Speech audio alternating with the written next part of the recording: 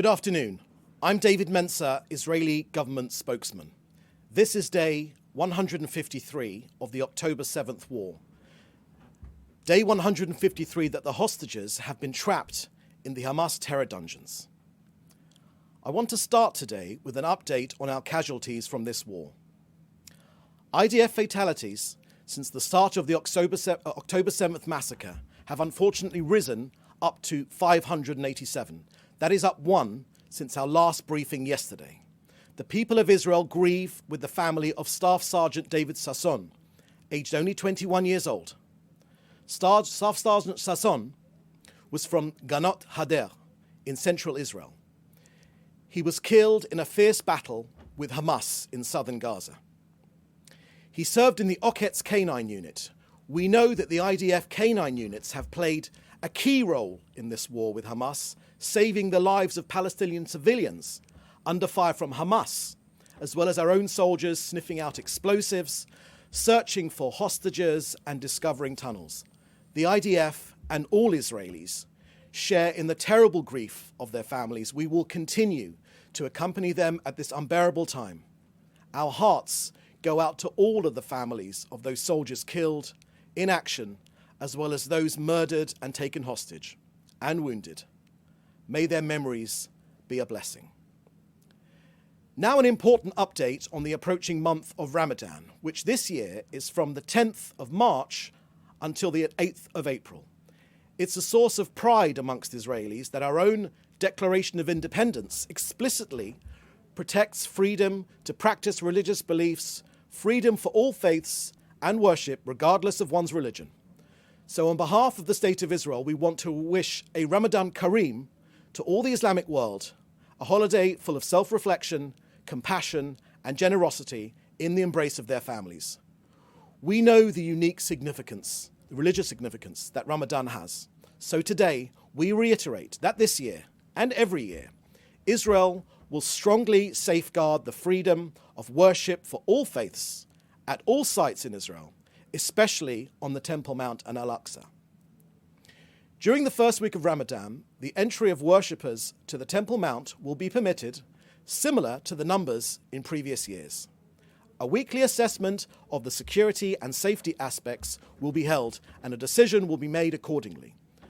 Unfortunately, radical Islamic elements are trying to increase incitement. Hamas and Islamic Jihad have already called for attacks on Israelis during Ramadan. Therefore, the National Security Council of Israel are telling the Israeli public to be responsible while traveling abroad and to act in accordance with our travel warnings. Now further news on the UN Special Representative on Sexual Violence in Conflict, the report published this week. Finally, after 5 months, this report was published. The report said that there was clear and convincing information that the hostages trapped in the Hamas terror dungeons have been subject to rape, sexualized torture, and cruel, inhumane, and degrading treatment. The Hamas rapist regime perpetrated sexual violence, gang rape, terrible crimes. This is now recognized by the UN's foremost authority on the matter.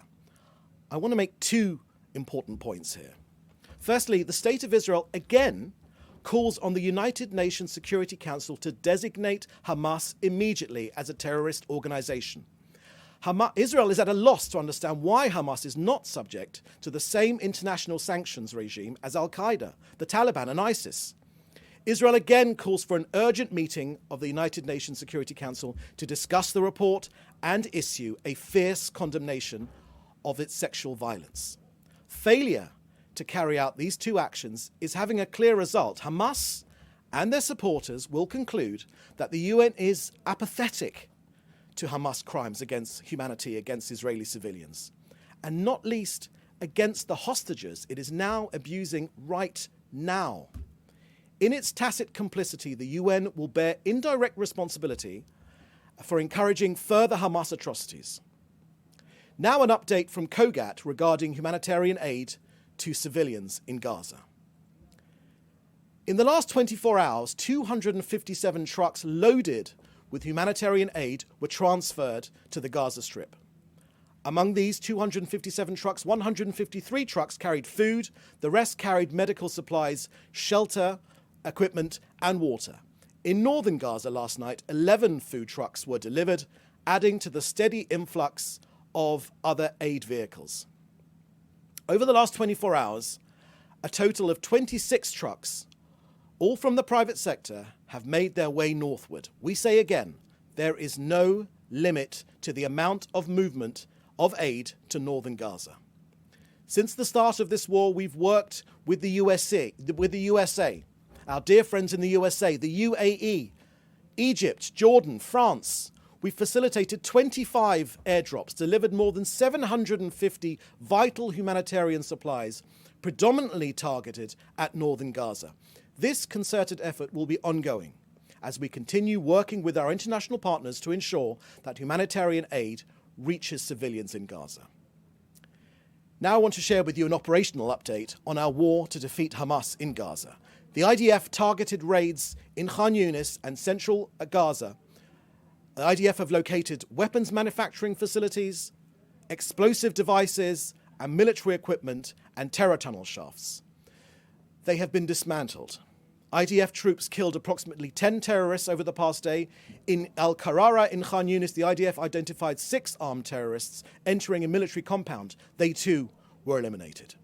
That brings us to the end of today's briefing. I will now take your questions in the chat. Thank you very much. Okay, so we have a question now from Liar of the Washington Post. According to a Washington Post report, Hamas officials are blaming Israel for the lack of progress in the Cairo talks. Any comment on the negotiations to release the hostages as we're heading into Ramadan?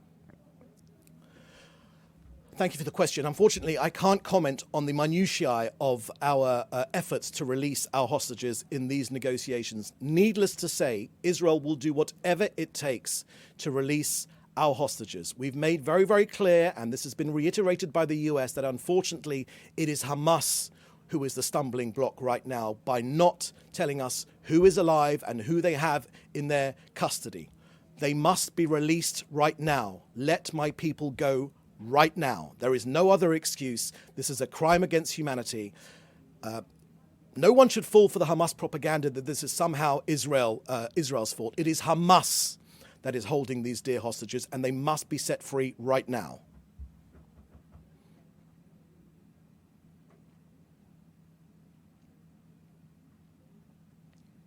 That's all the questions. Thank you. Thank you very much. The next briefing will be on Monday. Have a good weekend and please stay safe.